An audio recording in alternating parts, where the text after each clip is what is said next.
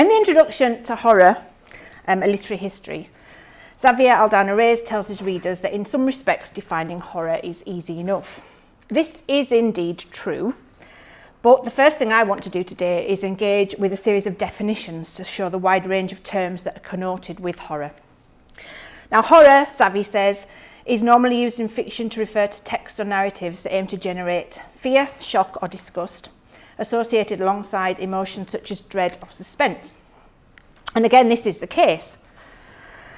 However, this definition is broad enough to encompass non-horror narratives such as thriller fiction, for example, which uses similar techniques to induce suspense in a reader. Therefore, I want to start by bringing a stronger definition of horror to this discussion. So the first distinction is the difference between two related concepts, terror and horror. Now, in his book, The Philosophy of Horror, Noel Carroll identifies a difference between horror and terror, citing horror's primary distinction as the presence of monsters, which gives us a neat way of distinguishing it from terror. This difference is important, for it can be subtle, and it's especially important in recognising how video games use horror. Now, in any discussion of the inception of the two terms as being distinct from each other, the 18th century writer Edmund Burke is usually taken as a starting point for discussions of terror and horror. And in his work, A Philosophical Inquiry into the Origin of Our Ideas of the Sublime and Beautiful, Burke attempted to identify sublime objects and situations using the terms terror and horror interchangeably, along with the related concepts of fear and dread. Following this, the novelist Anne Radcliffe became one of the first to express a difference between the two terms in her essay on the supernatural in poetry, where she states that horror and terror are so far opposite that the first expands the soul and awakens the faculties to a high degree of life. The other contracts, freezes, and nearly annihilates them. In her essay, Radcliffe notes that the greatest difference between the two concepts lies in the uncertainty and obscurity that accompany the first. Now, this concept was elucidated further by in The Gothic Flame in 1923, when Devendra P. Varma states that the difference between terror and horror is the difference between awful apprehension and sickening realisation, between the smell of death and stumbling upon a corpse. According to Varma, terror creates an intangible atmosphere of spiritual psychic dread, a certain superstitious shudder at the other world, whereas horror, building on Radcliffe's view, brings an exact portrayal of the physically horrible and revolting, against a far more terrible background of spiritual gloom and despair. Now, a more modern definition of the relationship between the two can be found in Stephen King's 1981 work Danse Macabre, in which he describes three distinct concepts in horror fiction, which he arranges hierarchically as follows: terror on the top, horror below it, and the lowest of all, the gag reflex of revulsion. King admits to using all three of these concepts in his own fiction, saying that he will try to terrorise the reader. Failing that, he will try to horrify, and if that doesn't work, he'll just go for the gross out. To elucidate his distinctions between terror and horror, he discusses W. W. Jacobs' short story, The Monkey's Paw. In this story, he relates that terror is the unpleasant speculation called to mind when the knocking on the door begins. Nothing is there but the wind. But what, the mind wonders, might have been there. This articulates the fear shared by the reader and the characters in the story alike, that the sun has returned to life in some monstrous form. Now, in a similar vein, Noel Carroll distinguishes terror from horror through the presence of monsters, a statement that forms the basis of his philosophy of horror. In the sense intended here, a monster is simply more than an entity that commits horrific acts. Rather, it is one that is an extraordinary creature of our ordinary world. Now, terror in all of these examples is a mental reaction to some potential threat, whereas horror is the visceral, physical, and revolting realisation of it. Now, whilst the relationship between horror and terror is well known, it's useful to consider the connections between the two terms. In a medium such as the video game, where the player moves actively through a landscape or a setting, how these two concepts are constructed is necessarily foregrounded and used in different ways to create the horror experience. Woohoo! Therefore, I'm going to define terror as the internal psychological feeling that there is something to fear around the next corner, in the darkness or behind the closed door. Horror, by contrast, is the realisation of that fear, seeing the monster emerge from the gloom as it chases you, excuse me, or finding that the vague shape in the darkness is a corpse. The anticipation of death is exchanged for its actual representation, and the thought of gore, blood and bodily waste becomes manifest. Now, the difference between terror and horror is not always easy to identify in video games, where terror rather than horror can be a major driving force. For example, Amnesia: The Dark Descent uses terror to create an atmosphere in which the player develops a feeling of dread. This is part of the game's construction, occurring almost from the beginning of it, and certainly before any encounters with their primary enemies known as the Gatherers, which is the one there. Now, in this game, diegetic noise and music is used to discomfort the player, with noises that the player cannot see being present throughout the game. So you'll hear somebody screaming, or you'll hear the groans of a monster in the darkness, and you just don't know what's around the next corner. The protagonist of an Amnesia, a man called Daniel, also has a fear of the darkness, which manifests as a loss of sanity whilst being in the dark, and this results in the game environment becoming increasingly disturbing, surreal and dangerous. The game makes use of something called a terror meter, a loud, high-pitched noise which alerts the player when there's an enemy near and when it's noticed Daniel, and this continues until it loses track of him, which also heightens the tension the player feels. Now, this is important within the concept of this game, as there are no combat options available at all, other than to hide. The need to hide and the noises invoke this absolute sense of, it gets on towards being terror. And these elements taken together produce a game that's gained a reputation for being able to scare the player without anything taking place, really. At the time of its release, lots of people said that it was the scariest game of all time, with terror lying at the heart of its success. Now, Doom, a science fiction-based horror game, also invokes this duality of terror and horror. As with Amnesia, the ambient noise of the game includes some of the sounds of monsters that are as yet unmet, and the dark corners of some of the labyrinthine setting provide ample places for them to hide, bringing about a tension, a terror that turns to horror when the player can be suddenly confronted with some of these noises. In the case of video games, therefore, the relationship between terror and horror is heightened through play. As Doom and Amnesia highlight, games rely on the use of both horror and terror as tools that aid in immersing the player in the game, in its world, and in the story that's being told. Among the techniques used to produce immersion include narrative perspective. No? Yeah. Defined as the features that determine the way the story is told and includes the perspectives of the player. The role of the narrator, for example, in representing the narrative to an audience is a crucial aspect of both traditional storytelling and narrative ideology, and it's central to the argument that video game technologies have caused narratological structures to evolve beyond those of other media, something I'm interested in more widely. The immersion and the physical interactive nature of video games means that the narrative perspective of the player can substantially differ from that of other media. This is the case even in games whose perspective resembles print or audio-visual media that's more traditional, and even in comparison with things like immersive cinema, theatre and art installations whose relationships to video games can be a lot closer. Now, narrative perspective includes the ability of video games to allow the player to identify with a protagonist and includes the gender, sexuality, race, nationality, age, occupation, disability, and even humanity of the protagonist and those with whom the player engages with through the game. This is a factor that aids in both immersion as a character, but also allows critical and social commentary to emerge from play.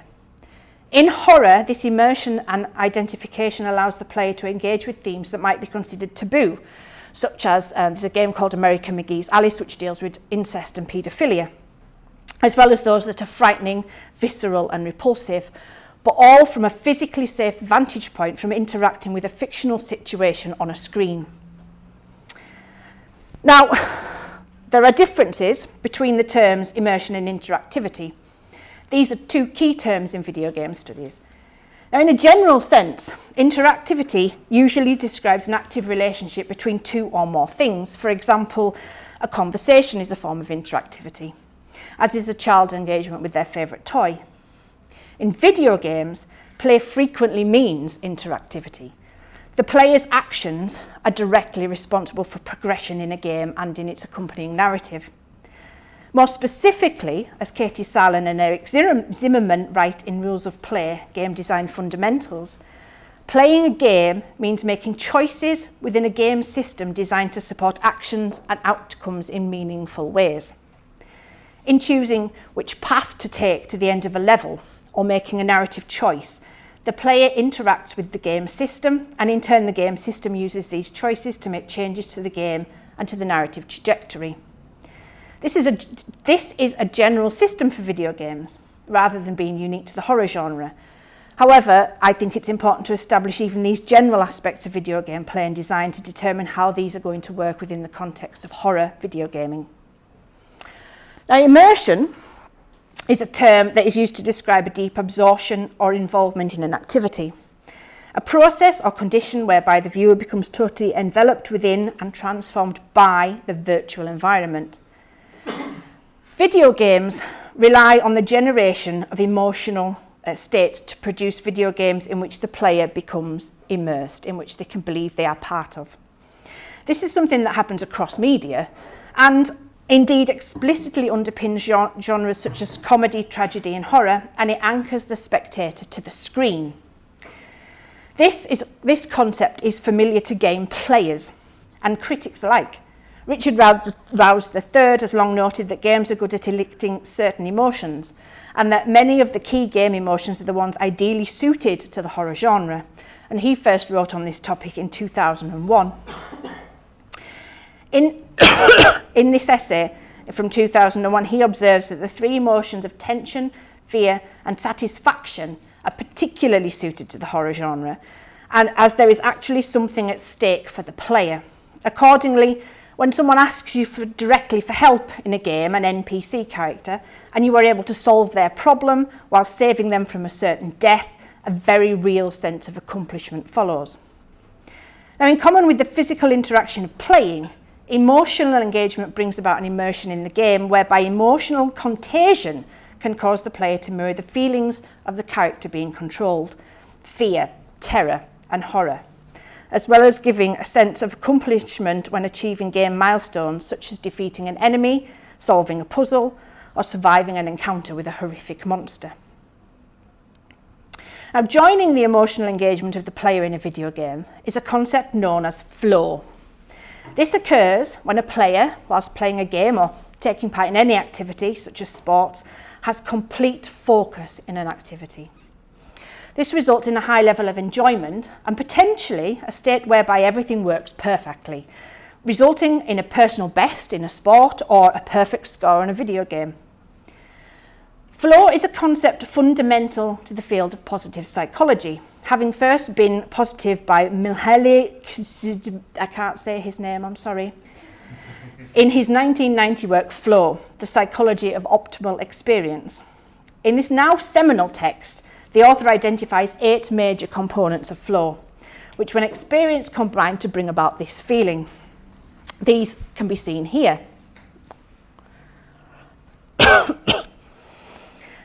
Now, it's not necessary for all of these conditions to be met for a user to experience flow, but when several of these come together at the same time, flow is the result. Now, in video games, flow can be seen in a player becoming in tune in a game, being in the zone. Each button is pressed at exactly the right millisecond, and enemies can fall beneath the player's onslaught, or a series of movements perfectly executed. You can get from one level of the other to the other without hitting an enemy once. Genova Chen, founder of video game company That Game Company, states that descriptions of the flow experience are identical to what players experience when immersed in games, losing track of time and external pressure, along with other interests, and concludes that gamers value video games based on whether or not they provide a flow experience. This state then is an important aspect of gameplay, helping to bring about immersion, the feeling of being part of the game experience. For horror video games, as well as other ones, flow allows the player to engage with the events taking place on the screen. The loss of external pressure and the focus on the activity allows the player to engage more fully with the action. The player becomes caught up in the moment, almost as if it's a real event taking place, even if that moment is horrific and the reactions the player feels reflects this, including disgust, revulsion, and horror and terror. Now, an identification with fictional characters has a long history, dating back at least as far as Aristotle's theories of catharsis, and has been variously analysed across different disciplines, including media studies, political studies, anthropology, psychology, history, etc., etc. Even so, at the turn of the 21st century, Jonathan Cohen considered that although the notion of identification with media characters is widely discussed in research, it has not been carefully conceptualised or rigorously tested in empirical audience studies. Now, Cohen himself favours a view of identification as a psychological phenomenon that is part of the developmental process. But according to Menno Dean, Ben Schouten and Tilde Becker, identity is based on interaction, a fluid, active process, depending on the context of actions and individual differences. Whilst most critics focus on the playability aspect of interactivity and engagement, other approaches have also been adopted. Jérôme Jans and Renaud Matisse, for example, have identified a relationship between the narrative strength of a video game and the level of identification the player has with that game, reporting that participants who played a game with a strong storyline reported a higher level of identification than did players of non-story-based games. The heightened interactivity of video games has the potential to carry degrees of consumer identification with this medium and with the horror game beyond other less interactive media, although it should be made clear that this is in no way intended to intimate that this mode of storytelling will ever replace any other. Now, for horror, the ability to create an ideological argument is something that is recognised across media. Barry Grant, amongst others, points out that horror presents our fears in the form of transgressed boundaries, a state that horror interrogates repeatedly. For example, zombies are both dead and undead, and have historically been used to explore notions of capitalism in media, as is the case with George Romero's Night of the Living Dead, which addresses racial differences through the character Ben. Video game horror is no exception to this, with video game This War of Mine being an example, and I've got a trailer for that.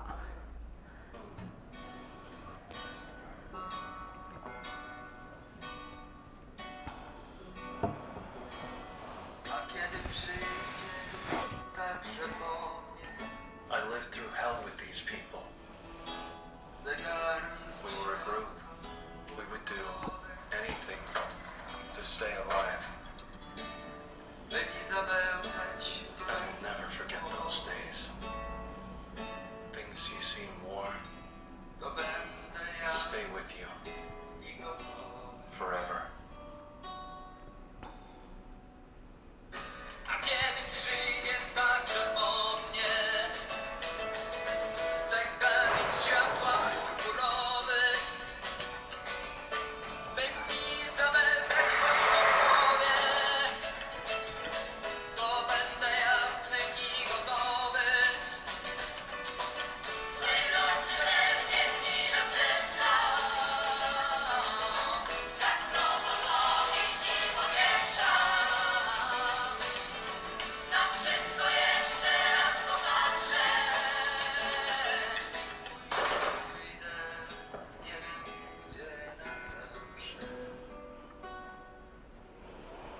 Now, this is a game that its designers describe as survival horror, although I need to say that this term in video games is not used to denote survival horror in the way it's used here.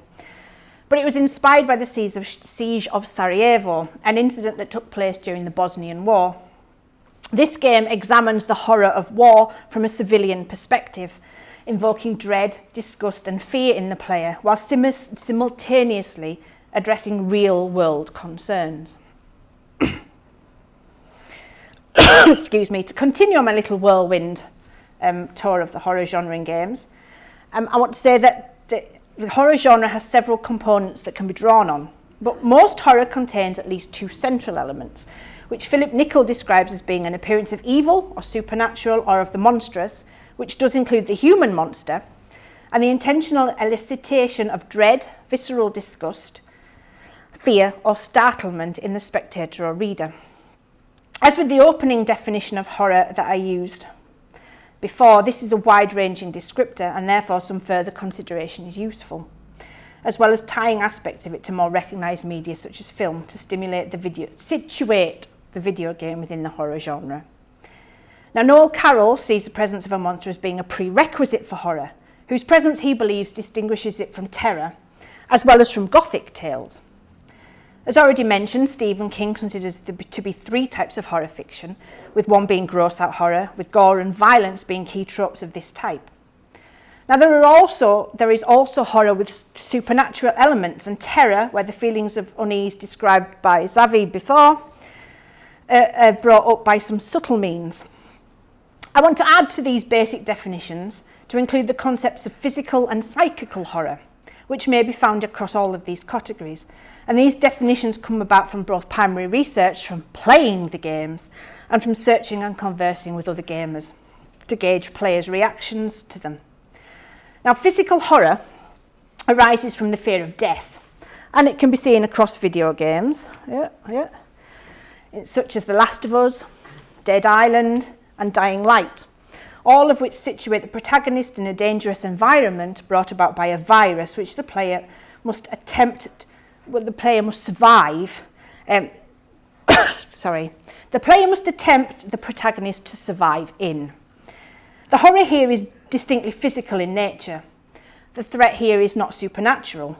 Rather, it's something tangible and often brings with it a certain realism, in that it could happen in the real world given the right circumstances. This branch of horror is also seen across other media, with examples including many of the slasher films from the 70s and 80s, where the antagonist is a human, or where the threat is from real-world circumstances. A virus without a cure may become a pandemic, like happened in Stephen King's The Stand, or more recently the film Contagion. The antithesis of physical horror is psychical horror. Now, in this branch of horror, the threat of death is from something supernatural, literally not of the real world. This concept is present across video games as well as other media, with things like Resident Evil 7, which uses a genetically modified child who can possess those around her as the basis for its supernatural elements, and Five Nights at Freddy's, which is one of my favourite games, that employs psychical horror. Now, in the first game of Five Nights at Freddy's, the player must simply survive 5 nights, working as a security guard in the fictional restaurant Freddy Fazbear's Pizza. The antagonists in the game are all animatronic characters who come to life after the restaurant closes and tries to kill the player's character. Here, the horror is not based in the real world. We don't have animatronic puppets moving around children's restaurants at night trying to kill people. And this can also be seen in other media, things like the presence of Freddy Krueger in A Nightmare on Elm Street, for example, or Chucky in the Child's Play films, or even Dean Koontz's crappy 1996 novel Tick-Tock, all feature these sorts of things. Now, alongside these categories are psychological horror narratives, which, as the name implies, relies more on psychology than for its effect than physicality. In these narratives, there's not just a fear of death, which is omnipresent anyways, but of loss, including that of identity, of sanity, and of rational thought. In narratives that employ psychological horror for their effect, the main feature is what is not seen, rather than what is, and the effect that the narrative, in whatever its form, has on its audience. The use of the unreliable narrator, or sleight of hand, to hide the truth is a concept that crosses media and can be applied to the video game. Isabella van Elferen notes that in psychological horror, video game designers hardly ever reveal the ghostly enemies that they, the player, are battling, and that instead they continuously emphasise the dreadful thought that the real enemy is the player's own fear. Among some of the games that make use of this trope are Alice Madness Returns, and its original game, Alice, American McGee's Alice. And both of these games are adapted from Lewis Carroll's Alice in Wonderland books and use horror tropes to explore themes of madness, abuse, and the internal state of the protagonist. Heavy Rain also falls into this category of game. Taking a variety of roles, the player must try to identify who is kidnapping children and bringing about their deaths, and the player plays at least 5 different characters throughout this game. This game invokes the use of the unreliable narrator, as well as featuring a character having blackouts, all of which are used to disguise the killer's identity and to question players' own assumptions about who done it. This also puts the player in situations where they must face their deepest fears and their own real-life moral convictions along the way. Supernatural horror, psychological supernatural horror even, is subtly different from psychological horror. The fear in this category is still death and loss, but the narratives that employ these use potentially supernatural experiments, such as ghosts, monsters, and demons, to invoke the sense of dread and tension by the player. This is the case in the 2012 game Ib, pronounced Ebe, Dawn, Ebe, which was available free of charge on the internet, and it's just a little indie 8-bit looking game. But in this game, the player controls the character Ebe, who's there in the middle with the eyes, as she explores an art museum after becoming trapped there overnight, and which may or may not be haunted. And the player has to solve puzzles to escape. Now, this blending of supernatural and psychological horror also lies at the heart of the 2012 game, Dear Esther, which is my favourite game of all time because you do next to nothing.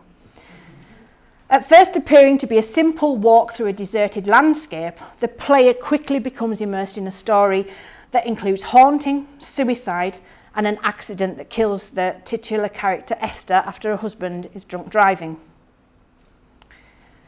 Now, each of these 4 categories can be seen across the horror genre and in the media that serve it in varying degrees, and they underpin the types of horror that are found in specific examples.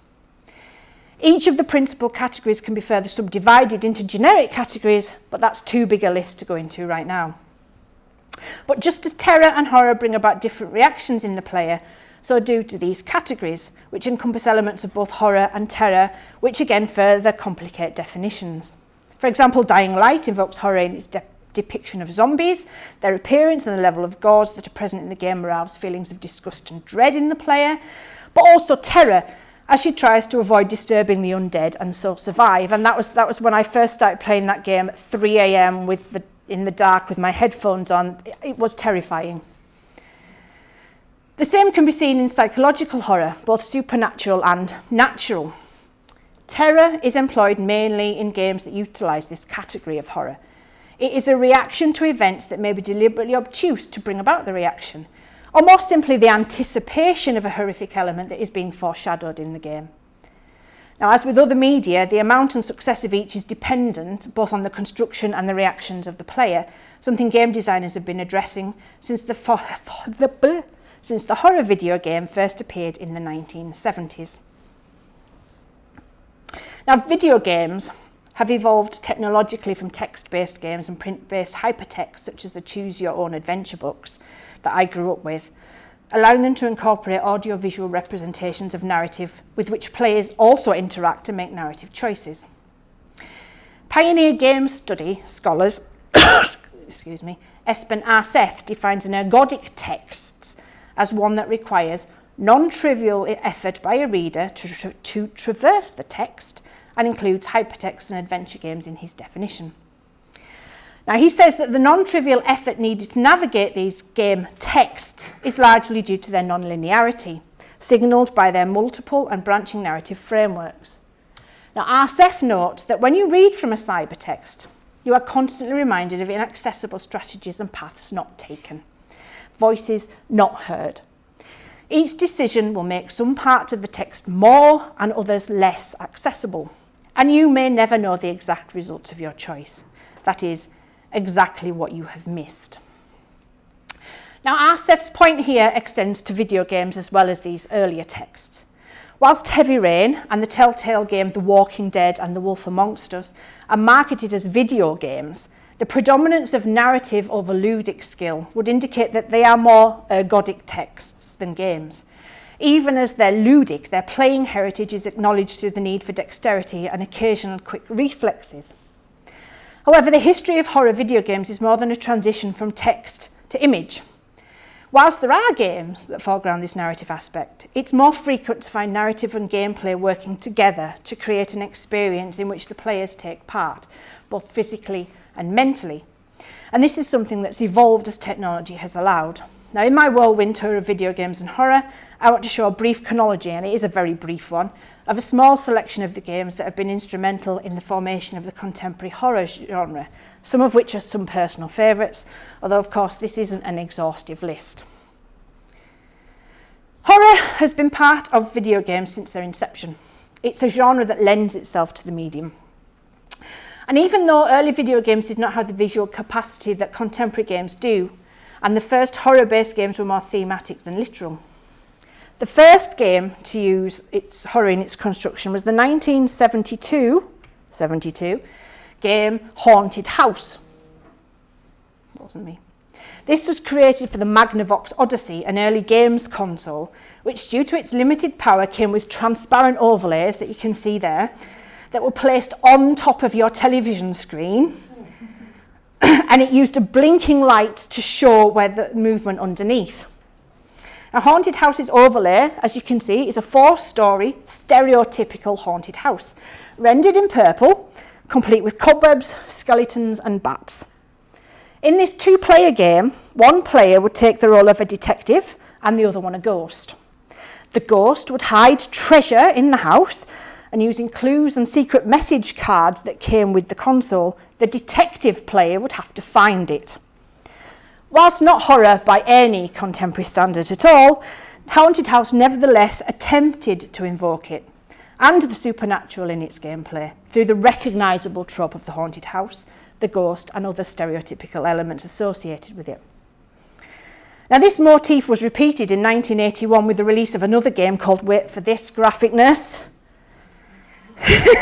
Haunted House, designed for the Atari 2600. By this time, technology had apparently enabled better visual elements of software, and this game was accordingly one of the first to feature multiple rooms and scrolling graphics. Rather than using a screen overlay, this new haunted house was able to use its simple graphics to create the haunted mansion which the player needed to navigate in order to retrieve 3 pieces of an urn belonging to the house's owner, Zachary Graves. And we've got to take note of the attempt at some sort of gothic naming there. This is achieved by exploring the darkness of the mansion with only matches to light the player's way. Again, the horror elements of the haunted house were very basic, but its designer James Anderson was attempting to create some sort of aesthetic. Now, the Atari 2600 was also responsible for Space Invaders. While this game holds no fears for a contemporary audience, when it was first released, the slow descent of the alien invaders, the increasingly destroyed landscape, and the menacing sound effects that sped up as the aliens did created a sense of panic in the player that offers a precursor to the horror genre. Now, the home computer, an invention of the microprocessor that allowed Haunted House to portray its visuals on screen, also helped to shape video games more generally, enabling such games as 3D Monster Maze. This was one of the very first games I ever played, in which employed a first-person perspective, one of the first games to do so. In this game, the player is dropped into a randomly generated black and white maze, from which she then has to escape. As she tries, she's hunted by a dinosaur named Rex. An anxiety level bar would provide comments that the player can read, which do keep popping up on the thing, with statements such as, Rex lies in wait, he is hunting for you, Rex has seen you, and run, he is behind you, encouraging a sense of urgency. Now, this was followed by the 1985 Japanese horror role-playing game, The Screamer, which featured gameplay that switched between the first-person exploration of the dungeon like we can see next to it, and combat. This is the game that introduced the concept of permadeath, which makes combat more intense. as death means the end. Permadeath is a game mechanic portmanteau of the words permanent death, whereby the death of the character results in the end of the game. And I've seen some amazing permadeaths over the time where it will literally take the whole game off your hard drive and not let you reinstall it when you die. Some of it can be quite brutal. The character cannot be resurrected, and play either must be begun again from the beginning or never at all. This is a concept that makes combat more intense and requires player skills levels to be higher than in other games, or even in other instances of the same game. Now, from this humble beginning, horror gaming has blossomed, with such diverse topics as destroying Nazis in Wolfenstein 3D in 1992, and demons from hell in Doom in the following year, allowing for a level of gore that had been hitherto unknown in gaming. The adventure-based horror game The Seventh Guest is a comedy horror that uses full motion video and puzzles to bring about a unique gaming experience at the time, with characters represented through film rather than as pixelated renditions, although it has to be said that this was nowhere as realistic as it is now. Oh, yes.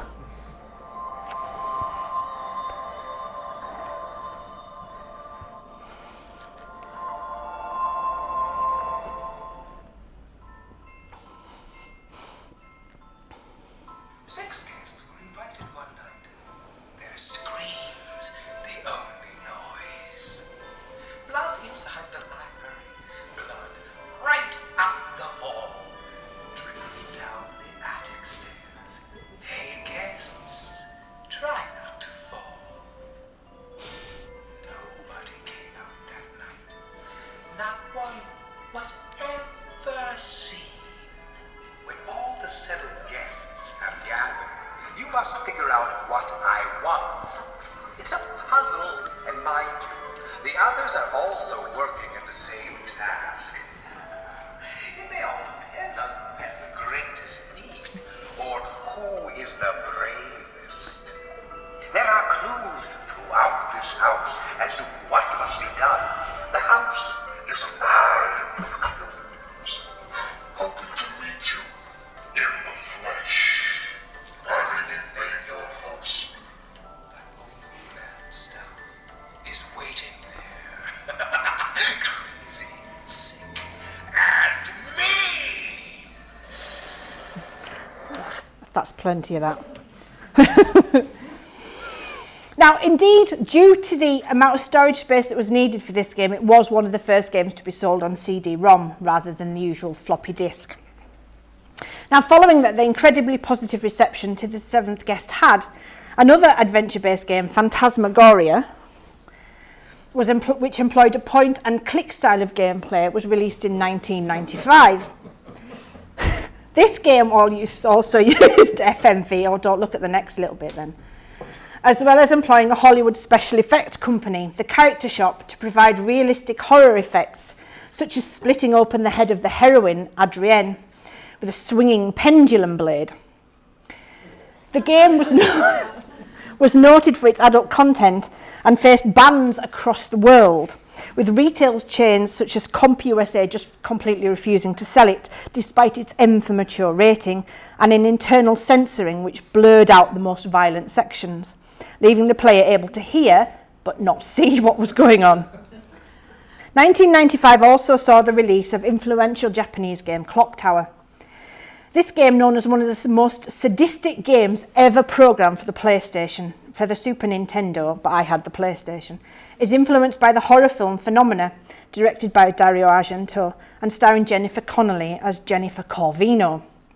The central character of Clock Tower is also called Jennifer, and the film and game share many aspects of plot and tone, with the game tapping into the same kind of tension as Phenomena, using the randomised attacks of the antagonist Scissorman to invoke the feeling of being trapped and helpless that Corvino feels as she tries to escape her Swiss boarding school in the film. Now, prior to Phantasmagoria's release in 1994, Looking Glass Studio had released the influential game System Shock. This shooter horror game combined aspects of RPG gaming and first-person shooters, which had become popular with Doom and Wolfenstein, and brought with it an atmosphere of dread as the player explored the space station that was the setting of the game. System Shock attempted to be innovative, allowing the player as much agency as was possible at the time, permitting gameplay configurations that could change the difficulty of aspects such as combat, time limits for missions and puzzles, and even to disable them completely should the player wish to make things easier. The game was also one of the forerunners in terms of introducing a unique method of delivering narrative content in games, with the player using the environment and audio logs that tell the story of what's happened in the setting prior to the protagonist's arrival, a trope that's become common in gaming after that, with things like BioShock using the same formula. Now, 1 year after the publication of System Shock, Capcom's Resident Evil was released, and I know that's an advert for Resident Evil 2, but it's so much nicer. This game went on to become one of the most iconic in the horror video game canon, and its franchise, which to date spans more than 20 years, includes over 20 games, in addition to novels, films, and apps on mobile technology. Whilst the game itself wasn't that innovative in terms of plot, gameplay, or even its horror tropes, it did establish the use of the fixed camera mode, which would switch perspectives when the player moved to another room. The game is at least partly responsible for the renaissance in zombie games which has followed its release. It's also cited as being one of the first games to be labelled as a survival horror game, although this was added retrospectively to games that adhere to the tropes of the genre. 3 years later, Silent Hill was released, and whilst this game does owe a debt to Resident Evil, in this instance, its atmosphere and the psychological thrills that players experience is brought about by the use of the darkness, a failing torch, and an amazing soundtrack. Other games followed these. American McGee's Alice, Eternal Darkness, Manhunt, and Fear were all successful horror games. And of course, the franchises of Resident Evil and Silent Hill have kept the horror genre alive, even when other genres have overtaken it in terms of popularity. There's been a recent resurge in horror gaming, which I'm very glad about, with Bloodborne, Until Dawn, Soma, and The Last of Us, which have used advances in gaming technology to terrify and indeed horrify players with sophisticated stories, horrific images and sequences, and some incredibly difficult gameplay decisions that will affect the rest of the game. So if the horror film is an exercise in terror and mastery, the video game can be more so, particularly through the immersive experience offered by technology, and that is further heightened by accessories such as the VR headset. Now, I need to tell you the story of me playing Resident Evil 7 for the first time with a VR headset. Oh my goodness, I've played some horror games, but it was just, you could almost smell the rot in the game. It was horrible. Now, Isabel Pinedo writes that a film is not only a time-bound experience, but also an imaginary one. The screen constitutes the spatial frame on which a film is projected. It marks off a bounded reality, one that need not conform strictly to lived experience. This statement is true not only for film, but also for the video game. The screen does constitute the spatial frame Pinedo speaks of, through which the player interacts with the game. However, 3D play and VR blurs and even destroys this boundary. The borders of the screen are completely removed in VR, for example, where the player is absolutely fully contained in a game world and potentially able, through this immersion, to more readily identify as the character in a game. Now, video games are also able to influence other aspects of players' real-world attitudes, as they may carry political ideologies from the fictional world of a game into the real world of their everyday life. Excuse me. When BioShock first came out in 2007, I was speaking to people in America who changed their actual voting habits based on playing a video game, which just blew my mind at the time. Now, Ian Bogost offers Animal Crossing, an animal village simulator, as an example of ideological video game rhetoric carried into social reality. Animal Crossing, he argues, stimulates the social dynamics of a small town, complete with the material demands of keeping up with the Joneses. It contains a system that allows players to engage with economic issues, such as supply and demand, long-term debt, and the repetition of mundane work necessary to support contemporary material property ideals. This is a popular game design, with the app Fallout Shelter being similarly based on economic and husbandry principles, with players engaging in simplified management, including growing food, cleaning water, and creating power to run a successful fallout shelter. Whilst these casual games can be played by young children without didactic reflection, and Ian Boggart in his paper talks about his own 5-year-old child playing them, there is a subliminal ideological process at work in the game, as players are made part of a full consumer regimen which leads to unconscious as well as conscious identification with particular economic beliefs about wealth and distribution. There's also a case to be made for Animal Crossing, at the very least, to be a horror game, as the character becomes trapped into a nightmarish life of servitude after being kidnapped and brought to the village and indoctrinated into a cult, its childish exterior disguising a horror that couldn't be based in the real world. Now, even simple games like Animal Crossing and Fallout Shelter suggest that contemporary games are more didactic in their presentation of ethical and political ideologies. Although earlier games feature both storytelling and the use of real settings, they are not didactically rhetorical, and they are not overtly trying to influence or change the beliefs of the player. As the medium has matured, games increasingly use narrative and play concurrently to examine ideological as well as narrative issues within a fictional, physically safe environment, before committing to them or rejecting them in the real world. This scrutiny has taken many forms and covered a variety of issues. BioShock considers the philosophy of objectivism, for example, a philosophy that was invented in the 1950s by a right-wing Russian called Ayn Rand, whilst Heavy Rain considers personal ethical issues, situating the player as a father who must break legal and moral conventions in pursuit of his own kidnapped child, a dilemma expressed in the question, how far would you go to save someone you love, which is the game's tagline. Similarly, but on a broader ethical scale, the Mass Effect franchise considers, among other things, the social interactions of different people, cultures and lifestyles, including gender and sexuality, a theme that has dominated the Tomb Raider franchise over its lifespan through the varying manifestations of its character, Lara, and I thought we don't need to see her. I've seen her quite enough. Now, video game criticism, it says click, as this preliminary survey shows, requires some understanding of several genres and of the history of the medium and of its associated criticism. This includes things like the use of terminology, as simple as that used to describe the medium itself. This can be seen in criticism across across video games with excuse me, the OED and critic Jesper Juhl saying that it's a two-worded term, whereas other people say it's one. And there's a primary difference between rule-based games and non-rule-based games there. Now, in contrast to rule-based games, Heavy Rain is designed to be an emotional experience based on immersion, while something like Alan Wake is marketed as a psychological thriller. And they're both video games, one word. Now, whilst containing ludic components that are integral to the delivery of the narrative, these games do not foreground the process of play as the sole or even the most important aspect of their construction in the ways that some other games do.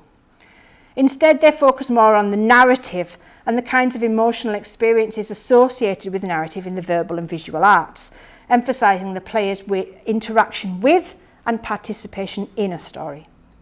As Deborah Melfi notes, the spectator's gaze becomes less passive as the spectator becomes a more active participant in the spectacle and narrative of a video game, as the gameplay and the story coalesce into a single experience. This is one of the strengths of the medium that horror is well disposed to exploit. This active participation in a narrative allows the player to experience the actions that take place on the screen almost as if they were happening to the player, rather than observing those events happening to another person.